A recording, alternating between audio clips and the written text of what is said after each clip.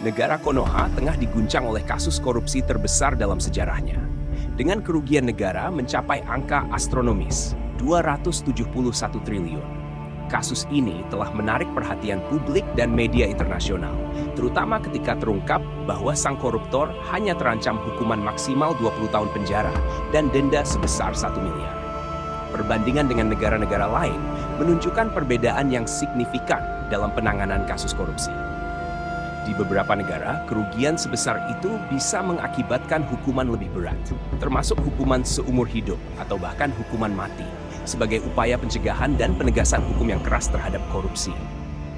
Dengan jumlah kerugian yang mencapai 271 triliun, negara Konoha bisa telah memanfaatkan dana tersebut untuk berbagai keperluan pembangunan dan kesejahteraan rakyat. Dana sebesar itu dapat digunakan untuk membangun infrastruktur vital seperti rumah sakit, sekolah, dan jalan, serta untuk program-program kesejahteraan sosial yang dapat langsung dirasakan manfaatnya oleh rakyat. Selain itu, dana tersebut bisa dialokasikan untuk meningkatkan gaji guru, petugas kesehatan, dan aparatur sipil negara, yang secara langsung akan meningkatkan kualitas layanan publik.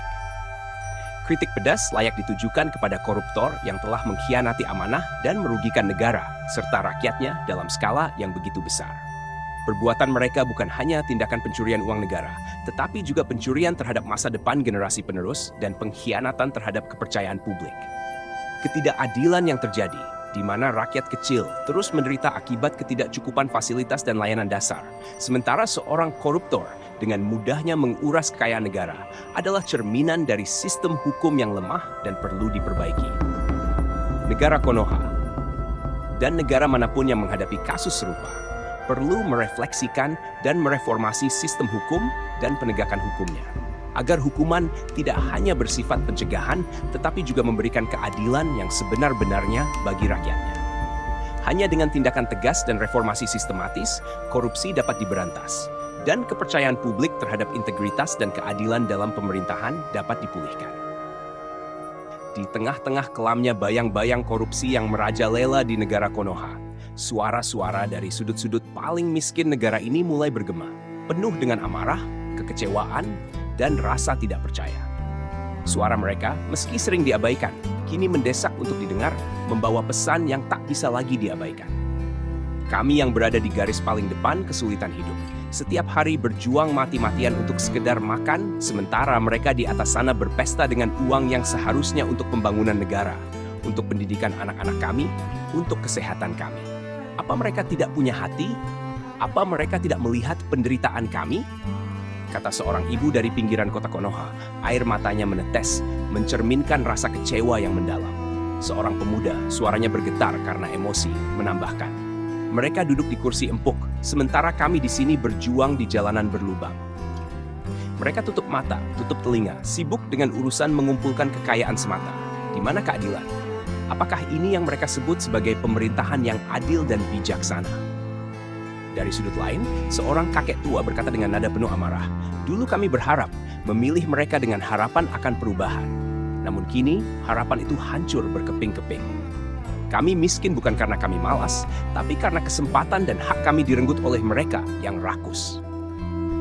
Di balik kemarahan dan frustrasi, ada seruan untuk perubahan yang mendesak. Kami tidak akan diam. Kami akan terus berbicara, berteriak, sampai suara kami didengar, sampai ada perubahan nyata yang terjadi. Kami mendesak Dewan Perwakilan Rakyat, Presiden untuk segera membersihkan negara ini dari korupsi. Jangan biarkan negara Konoha terus terjerumus dalam lingkaran stan korupsi yang tak berujung. Suara-suara ini penuh dengan emosi dan amarah, bukan hanya keluhan.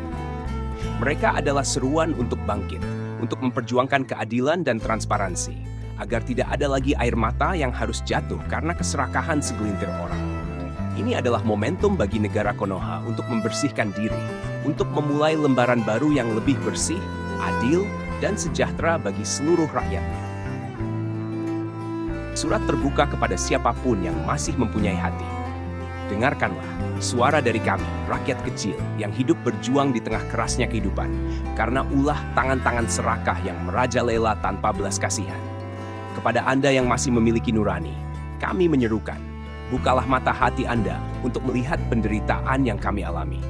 Kami yang setiap hari berusaha keras mencari sesuap nasi. Kami yang berjuang untuk kelangsungan hidup dalam ketidakpastian, kini menjerit meminta keadilan. Negara kami, yang seharusnya menjadi pelindung, kini tampak seperti pengkhianat terbesar dalam kehidupan kami. Apakah benar kami harus terus-menerus menanggung beban ini? Sementara mereka yang berada di puncak kekuasaan, berpesta pora dengan hasil rampokan dari keringat kami, dari masa depan anak-anak kami.